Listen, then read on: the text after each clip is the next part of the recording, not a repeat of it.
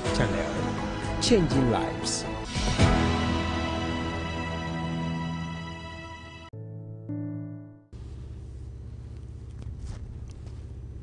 The saddest part of life is when you lose someone you wish to spend the rest of your life with.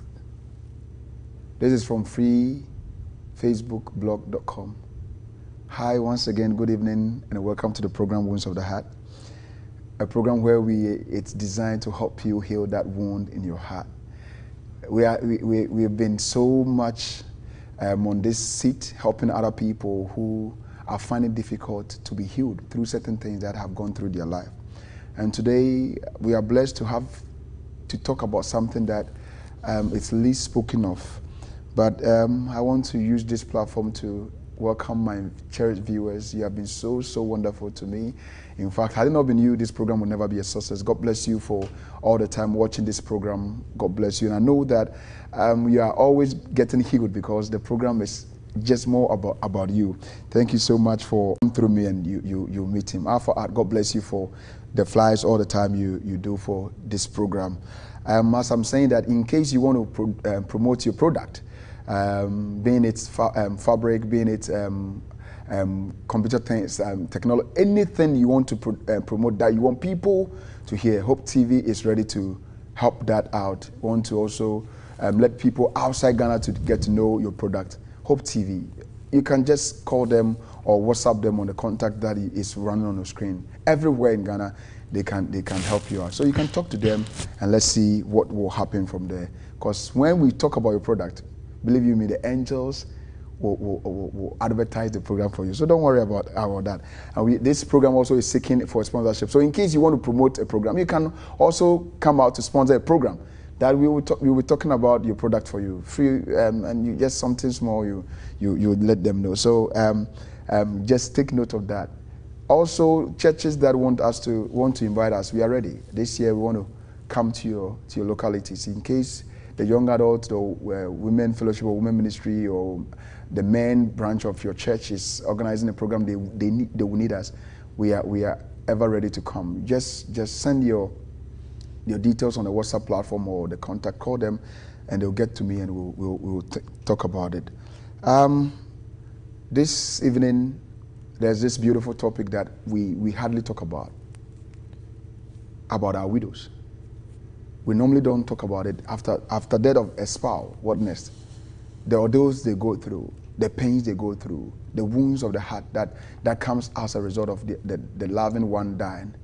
Today, I have a wonderful person here to help us talk about all these things. And I would let her, yes, it's a her, and it's a she. I will let her introduce herself. Then I will begin with my question. Good evening. Good evening. And I hope you are doing well. By the grace of God. We thank God. So I want my viewers to know who you are, and we'll quickly get the ball rolling. My name is Justina Owu Ejiri, a counseling psychologist and a member of Ghana Psychological Association. Oh, that's wonderful. That's wonderful. That's wonderful. Justina, yeah, it's okay. So viewers, she's Justina, and a counseling psychologist. You heard her saying that. Justina, there are a lot of people die all the time. Every Friday, every Saturday, people go with black, go bury somebody. If it's not a man, it's a woman. If it's not a boy, it's a girl. All this thing, we bury people. Mm-hmm. But there's one thing that we least talk about, that is widowhood or widows. Okay. Who is a widow? Okay.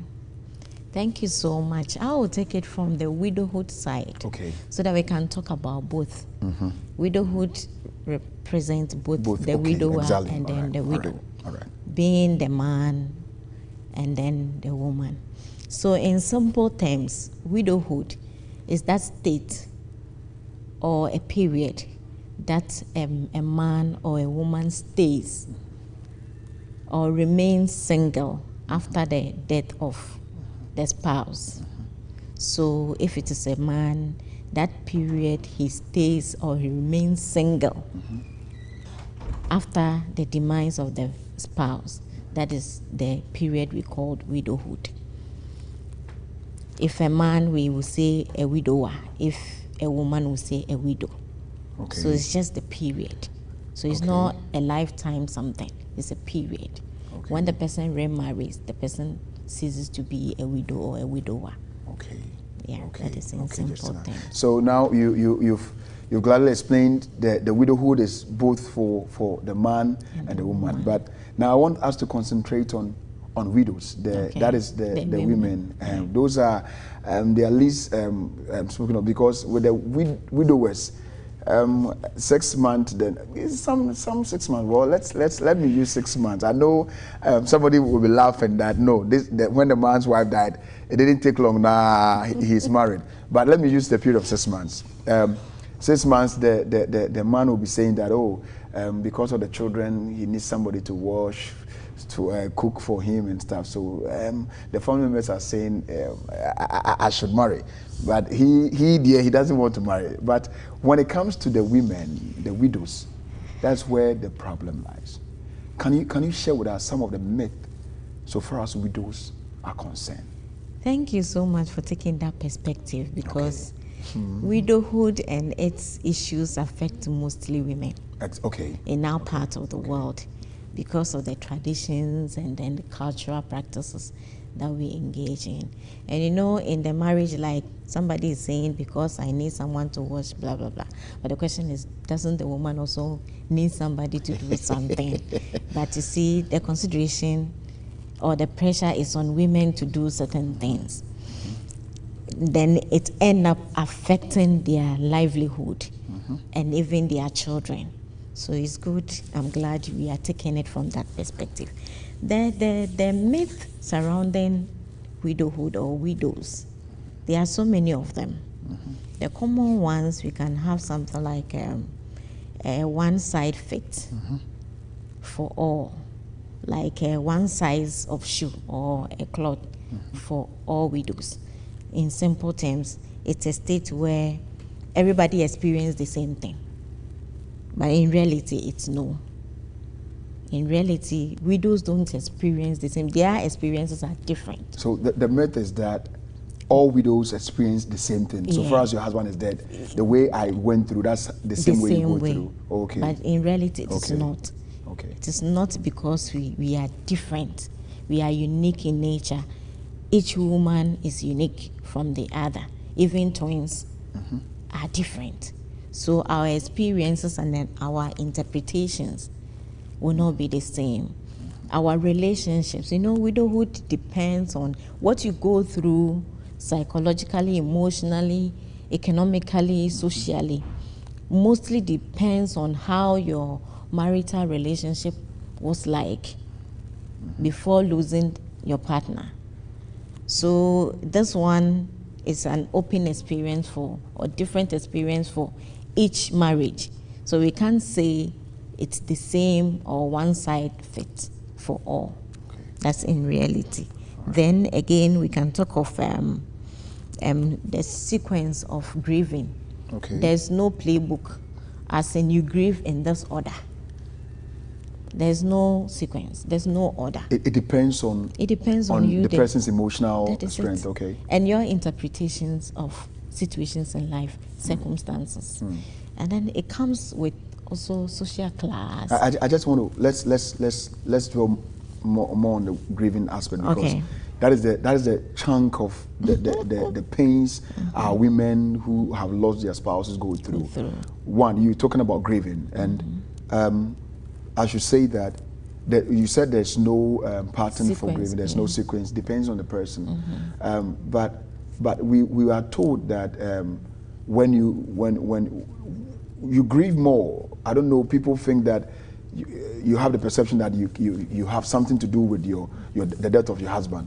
So some culture will let you stop crying for a period of time. Just keep quiet, not talking to anybody. Don't show any grieving. Is it also part of the grieving when it comes to the myth aspect of widows? Yeah, it's part. It's part in that I am experiencing something, and deep down there, you can't feel for me. You know, you can think for people, but you can't feel for them, because I'm the one going through it. So I'm the one who will express it. But if you restrict me, or if you give me an order to follow, and it doesn't help me, at the end of the day, you are not helping. For instance, others too, if you don't cry, it means you have something to do with it. So then what do you want the person to do? Again, it boils back to, like I said, the person's interpretation of life, who the person meant to the partner. So here we're talking about the woman. So who was the husband to that wife? So that would determine how the person will grieve. And the situation or circumstances surrounding the death. So assuming the person has been sick for years and being bedridden, going through pain, sometimes those situations build you up. Exactly. So you even grieve before, or you start grieving before it happens, because you feel the pain for the person. So you start even, sometimes you even call for the dead that, why don't you come and take this person so that he will have enough rest and get out of this pain. So these things also inform how the person will grieve. So sometimes the person isn't crying because the person has grieved enough. And then even when the death occurred, the period between the day it occurred and the period and the day they have the funeral also will affect the grieving pattern. So if it takes long time, you realize that they will grieve over and over and over and over to a state before even the funeral is organized.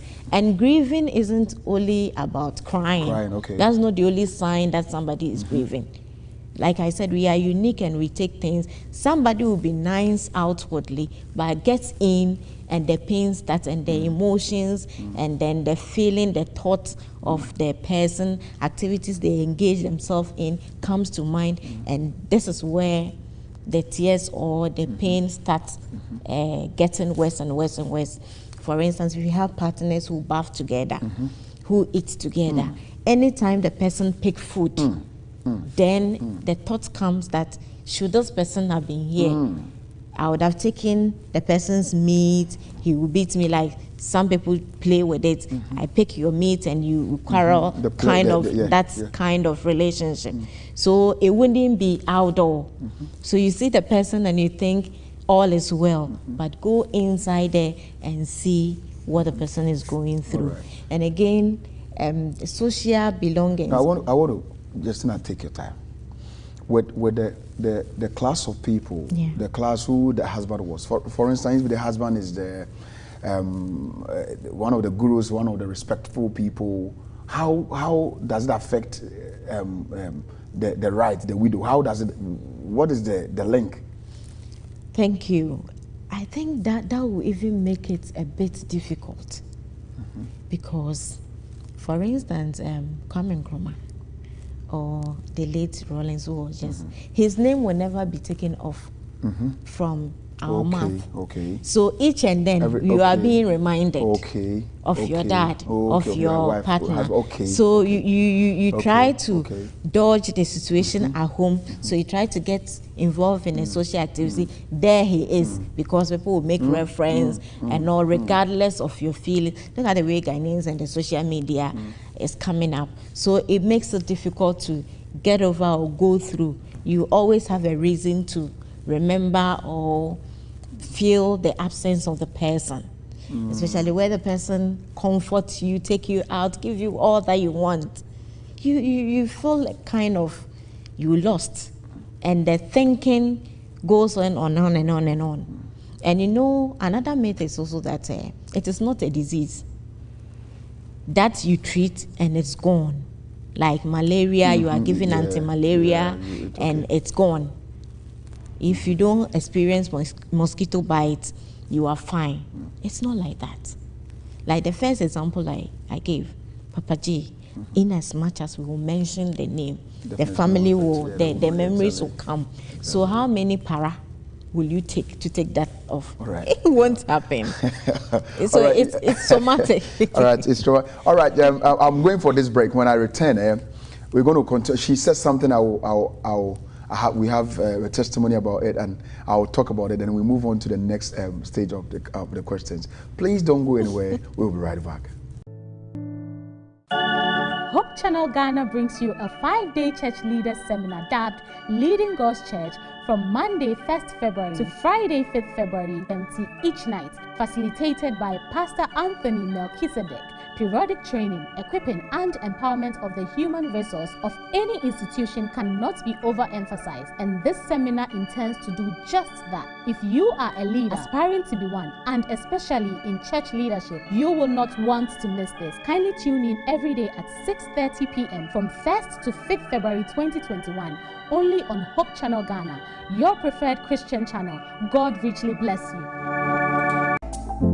We want to defy our family's decision and get married or elope.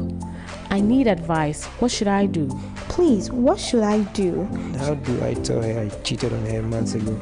I need help. What should I do? Okay, so for me, the moment I read the story, the first thing that came to mind was, wow, knowledge is indeed power. Sometimes we go through situations because we have no knowledge of how to go about them. If you come from a home like that, you are likely to accept anything the outsider would, direct at. The fact that we had an interesting ceremony where a priest prayed and all of that doesn't mean that magically you have turned into something else. If he finds his way to God, a Bible-believing church, and he goes and he wants to change, nothing is impossible. His properties to charity and stuff? Oh no, why?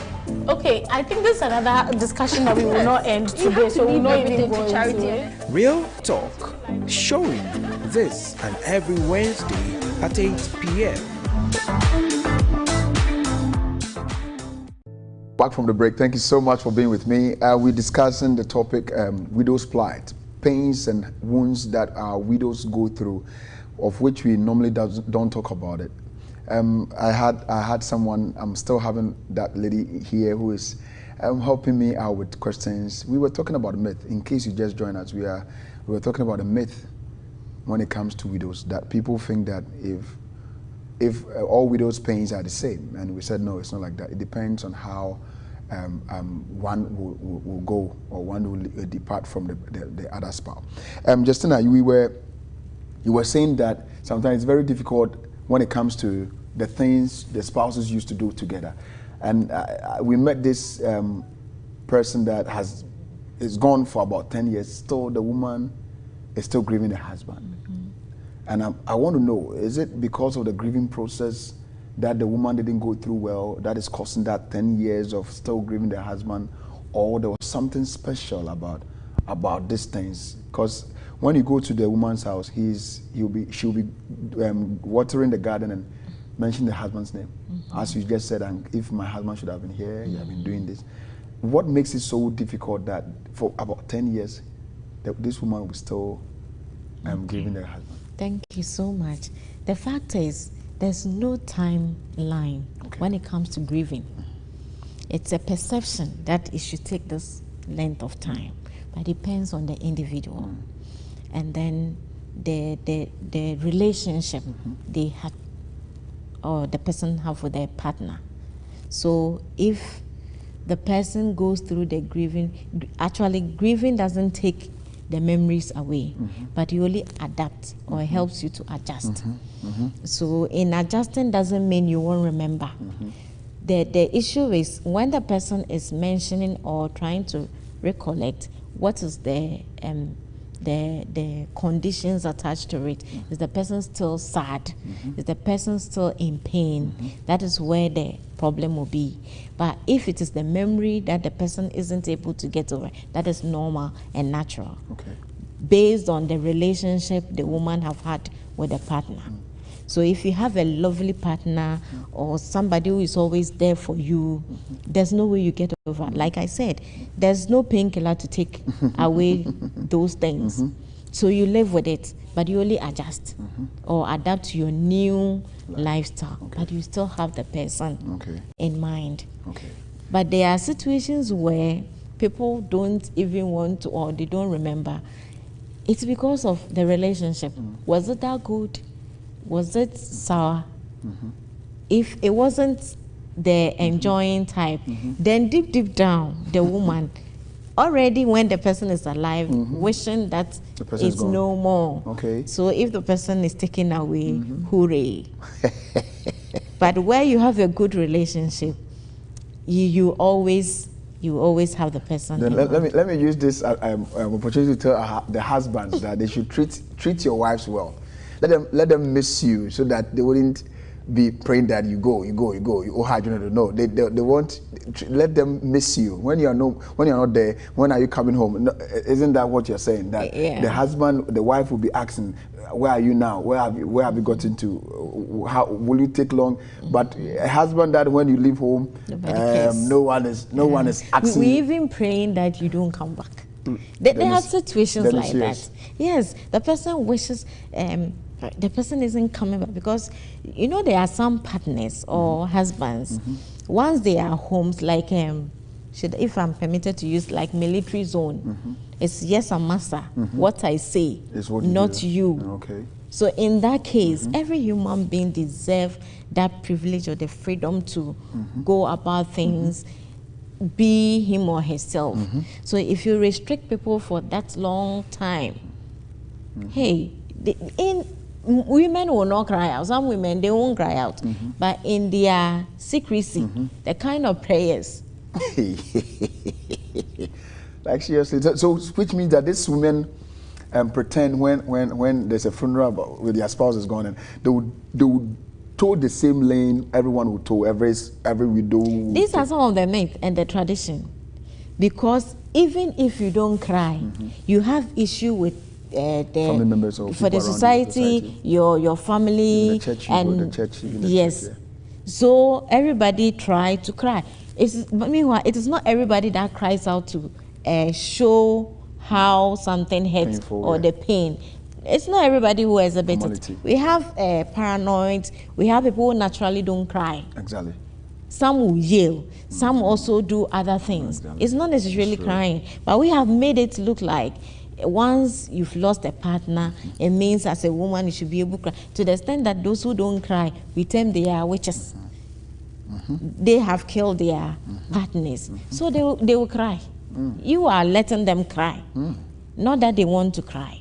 Okay. So these are some of the traditions so and the myths. Everybody must cry. Okay, so my question had brought another myth that everybody must cry. So far as your husband is dead, you have to cry. You should cry. If you don't cry, we'll be tied. It means you know something about the death or you are responsible. Hey.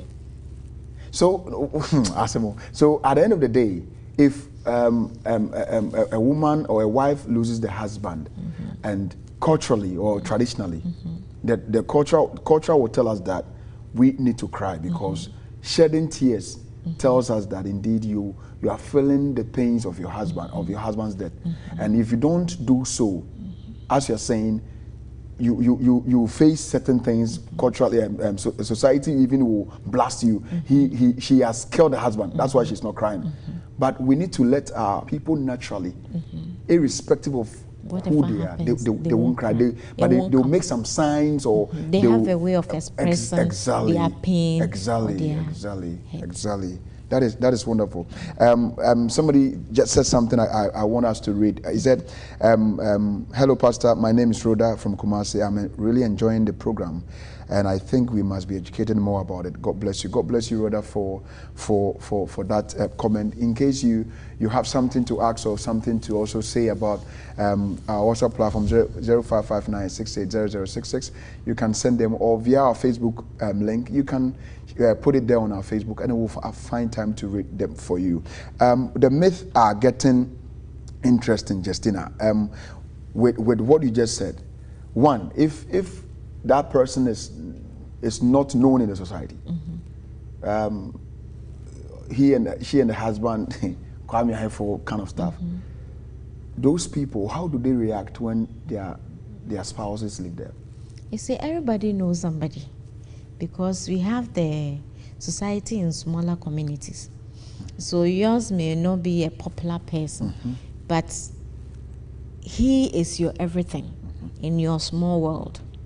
So that one, there are places that you go or you know because of him. There are things you do because of him. Now, all those things have to stop. It gives you memory. Like the example you brought, 10 years. There's no time. We do say time heals. But what is the length? In your case, it's one of the myths. Exactly. We think after a year, after 2 years, you should be fine. That is you. But mine will be different. It all boils back to who we are, how we interpret our world. So it's not a matter of time. It is a matter of the person and who the person, the dead person, meant to the one left behind. So in your small world, your husband have a farm that almost have everything with the exception of fish. Or maybe now you don't have the strength to do it as he was. So there are some lacks. You will really feel it. Sometimes there are clothing that you wear because of him. And now, even if you wear them, you don't have anybody to compliment, show appreciation. So all those things affect the widowhood situation. And the age factor. We think the myth is that widowhood is for a class of people. The age limit, there's age limitations to widowhood. Some people at certain age qualify to be widows. 65, 70, 80. Not the younger ones. In reality, people marry a month. Somebody got married the next night. The husband died. The husband died. But that way, who told you? I want to buy into the myth. I'm not saying I'm right, but I want to buy into the myth. Justina, you've stayed with somebody for 40 years. As you're saying, when there are clothes you wear, he appreciates. There are things you guys are doing together. The pains wouldn't be just like the person dressed right after the altar, the person is gone.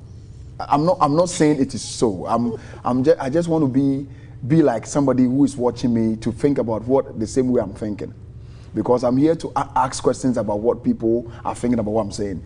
40 years and a day. The limit, we can't compare the limit. I'm not saying that the lady also will go through serious pain, because some of them I'm yet to experience is no more. And when they were going together, planning their marriage, whatever, the beauty, the joy, the whatever, it has shattered, bam, once and for all. But the reason why that myth will come is what I'm saying. Some of the reasons that if I should stay with somebody for 40 years and you stay with somebody for just a day, whose pain will be severe? Whose pain will be severe? You are a counseling psychologist. Whose pain will be severe? The one who have stayed for a longer period of time. Not necessarily. But I'm buying into the myth that says it's limitation. But with for instance, with the newly wedded people, there's tendency for them marrying anytime soon. That's what society perceives them. But the one who has stayed for 45 years, the woman is about 50, 60. Who is going to marry them? And that's where the pains. That is why people say that the myth. But I'm not saying so. I'm not taking that. Yeah. So please continue. That the class of people think that it's age. Why do they think so?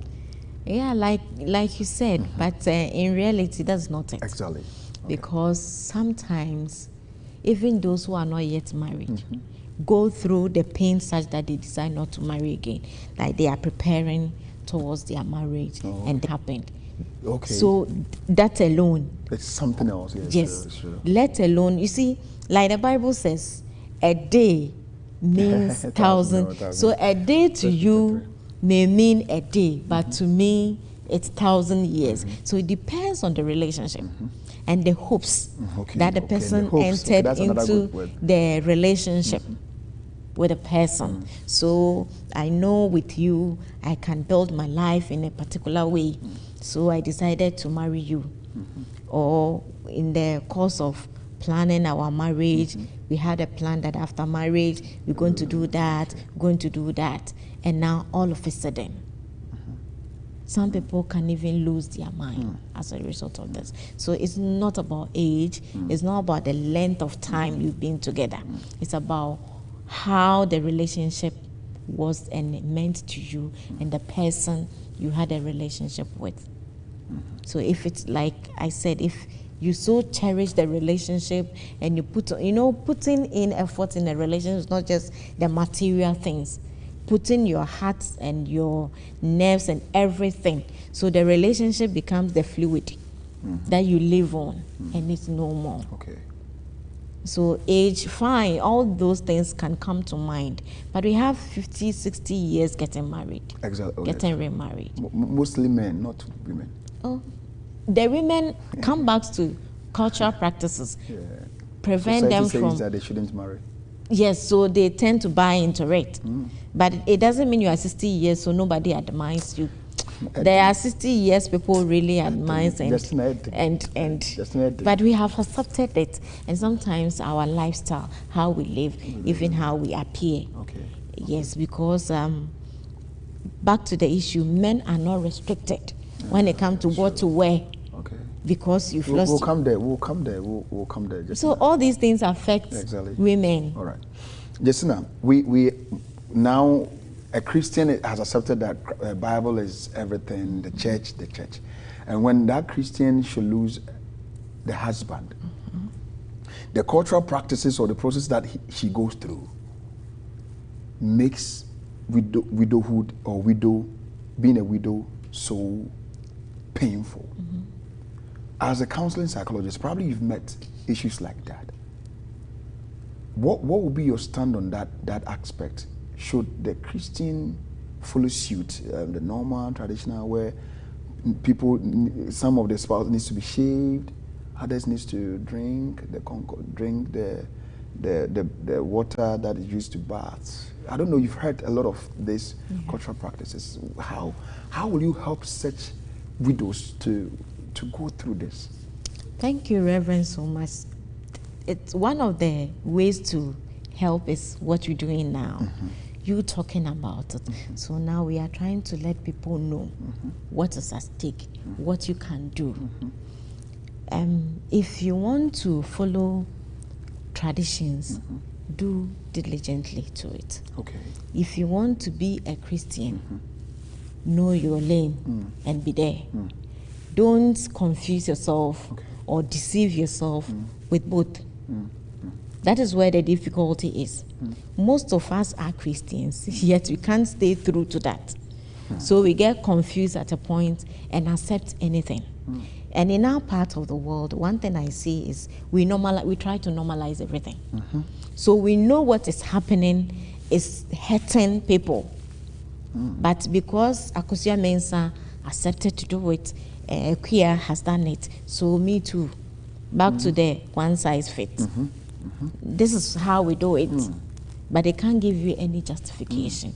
This is where you being a Christian, being learned, should come to play. So you know what you are supposed to do, or you know who to contact for help.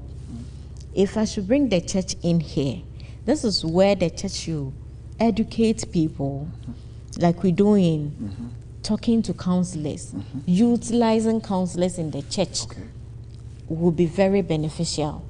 So you don't go and bury the person, go and sing the songs, and that is done. From the day you hear that this person is dead, there should be somebody assigned to the widow. That's good. Sometimes we may say that's like you are forcing help. This one you don't force, but you be side by side with the person. So you are not going to force to give help to the person, but you are there so that when she needs something, there's somebody already there. Let's not leave them till the funeral date. And then some of the visitations too doesn't help. Let me put it this way. We should know the person in question. And then accept what the person wants, understand the person from her perspective. So if I'm going to visit you because you've lost a partner and you are not ready for my visit, I should understand. There's one thing the church does that I personally have a problem.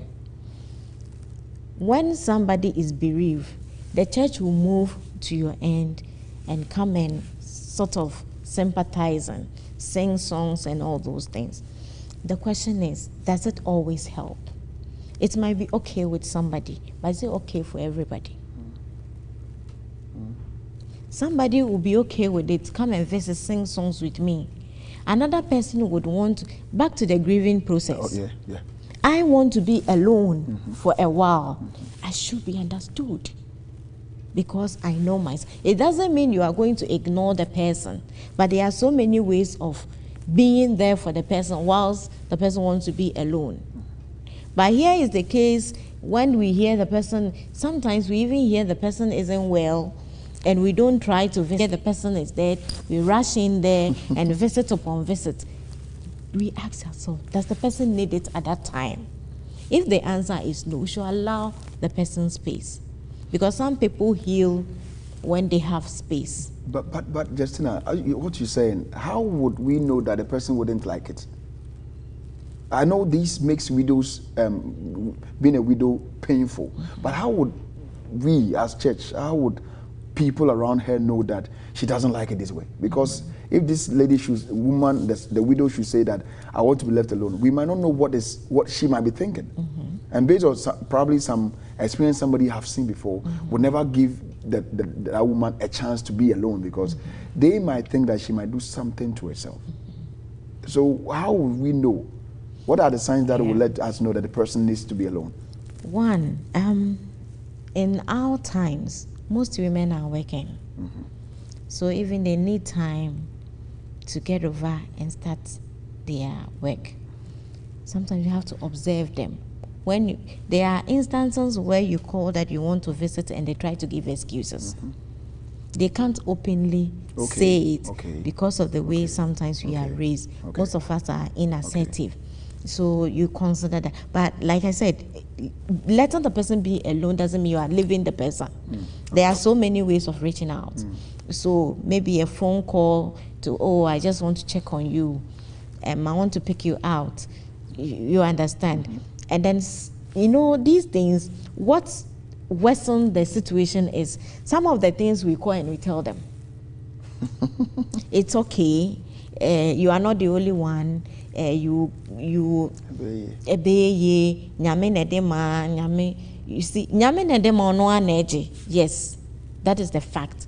But obia everybody and the way they want to go about it. Exactly. So if the person wants to cry throughout for 2 days, 3 days, allow the person, just that guide the person. There are things the person need. Make sure the person has taken in something. If the person cannot eat food, encourage the person to take in more water, more fluid, more fruit, bit by bit. But you don't just leave the person alone because she wants to be alone and then she doesn't want to eat. Don't force food on the person, but encourage the person to take something. And in this case, normally it has to be bit by bit. When you lose appetite, there's no way you can eat. So you take it like you are, like the way they're picking. Just once a while you pick. Even water, you can, just to sustain you. And again, let's be friends. Let's not always sympathize. Sympathizing is okay, but let's empathize. Let's understand the person from his or her own perspective. But sometimes the sympathizing also complicates the grieving process. All right. So it seems to me that the most painful aspect and the one that creates the major wound of the heart of a widow is the grieving aspect. Yeah. And from all we are saying, I asked a question about how the tradition, the church, how we mingle or we intertwine the church and the traditions. And you said that if you want to go straight to Christian, be Christian. If you want to go tradition, be tradition. But you see that there are staunch members of the church who are saying tradition never dies. It doesn't die because we need to follow suit. And the dead body, when they are going to bathe the body, that woman should be there. I don't know, they will be saying words and kind of stuff. Does it have effect on the lives of the widows? Thank you so much. You see, when you put traditions, Christianity, and those things together, it complicates the process. Because the church has its own way of doing it.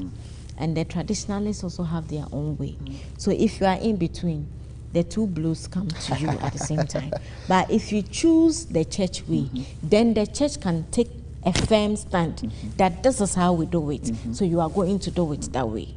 But where you yourself have opened up for both, then you create a sort of confusion. Nobody knows how to help you. Because the church, you realize that most widows are encouraged to take in much of church activities just to get away. Some of the loneliness and those things. But in the traditional sector, you say, stay at home for a period. We set deadlines for them. Okay. And it might not meet their needs. Because time heals. What is the time frame? That will heal your wounds. And that will heal my wounds. So I may need 1 hour to get over it. And you may need days. Exactly. But here is the case. We said a woman must stay, a man can stay for 6 months, a woman should stay for a longer period. And probably that isn't helping her. But because we are also not trained to be assertive, we tend to comply with the fear of I'll be tagged as the witch, the one behind the death of my husband, giving the names Margaret Thatcher and all those things. We are scared of those labels, so we tend to conform. And with the conforming to these norms that are not helping, stop the norms from happening or the practices. No, it rather encourages. But we need only one person to stand up. Okay. That it's enough. Then others will follow suit. Regardless of the name or the label you be given, you saved a generation. Until we do that. So the churches should come out, groom their church members, train them, tell them what the church does or the church is doing, so that they know that once I belong to this, if anything, I can even run to my pastor to stand in for me. But if the church also becomes something like unstable, so you run to them, they are also giving you restrictions, then why do we fellowship? Okay. So I think that is the best way we can handle some of these issues. And you, the widow too, even before you get married, know what you want, who you are. I always talk about knowing who you are, what works for you, what is the relationship. So, you know, assuming you're working with a public sector, you have few days to stay. We call it compassionate leave, which is about 10 days, and it's due. Will you stay because tradition says you should mourn your husband for 6 months, so you are indoors? You will lose your job. Then believe me, your husband is gone. Now you are losing your job. What will you eat? Exactly. How will you survive? Exactly. All these things must be given a second thought. And one thing I'm thinking is the strength or the ability of the individual to tell what he or she wants, or to go by because I know even in the church they don't have restrictions, most of the churches. So as you request, you want to go over it, they perform the right for you. And in the church, some people are tagged because after 3 months, after 2 months, the person come out that I want to take the black off, and I know these days most churches doesn't even restrict as in what to wear. But just that because of how we are raised, you think you understand. So in that case, be yourself. Think of your health. Now your love partner is gone. Are you going to follow him? What about the children? Or what about those that eat because of you? So if you're going to follow what people are saying and the labels you be given and kill yourself, at the end of the day, what have you done? So be yourself. So be yourself. I think that I wish that somebody watching had gone through this system before, this process before. That she lost the husband, and she's probably relating to what we are saying. If you can share with us what we are saying, whether it is real. We're very glad. You can leave your number on our Facebook page, or you can on our WhatsApp platform 0559680066, and we'll have a communication with you. We will talk to you about how we go about things, because there are thousands and there are millions of women who are facing such problem because they are women, because they don't belong, because of cultural practice, because of traditions. And sometimes the church, we can't protect or shield these people. It is our duty to help such women to go through this process peacefully and successfully, that they can have a new life or another life after their husband are no more. You might know somebody that after their husband died, her life had been messed up. Her life had changed because of things that people did to her or stuff like that. And it is high time we need to educate the whole public, the church, the society, and even the friends or even officers, that how best we can treat women whose husbands are no more. And Justina, believe you me, last year we experienced these political parties that MPs that and now people said they vote out of compassion or whatever, and I always ask myself, did we allow these people to go through what they need to go through, as we are discussing the grieving process or whatever, or we brought the politics before them and they chose to go politics. But I'm sure in their quiet time, they will be feeling that thing. It shouldn't be. We shouldn't compare ourselves to people, because you're saying that it varies. We can't compare ourselves to these women and say that they stay strong, they are now parliamentarians, or me too, I can be like that. You said something I love so much, that we should know ourselves what we want. We have a lot to discuss so far as this topic is concerned, because and my time too is running like something. But the few time we have, I think that we can go through. Why is it that women are treated differently than men when each of us lose our spouse? Why? Thank you so much. Before I move on to the question, we can't use these two women in political front as a yardstick until we have delved into their lives. Exactly. Okay. Because some may be seeking help in their privacy. Okay. So they are able to do that. But the question I always ask, is that the best thing? Has it been helpful? Probably because of economic situations, they have to jump in there so that they can take care of the family. It could be. But before you can conclude on, you need to know them personally or closely. Some could be, it's part of the grieving process, denial.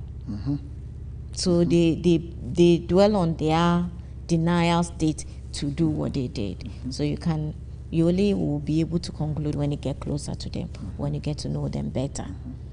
Or they've been able to go through.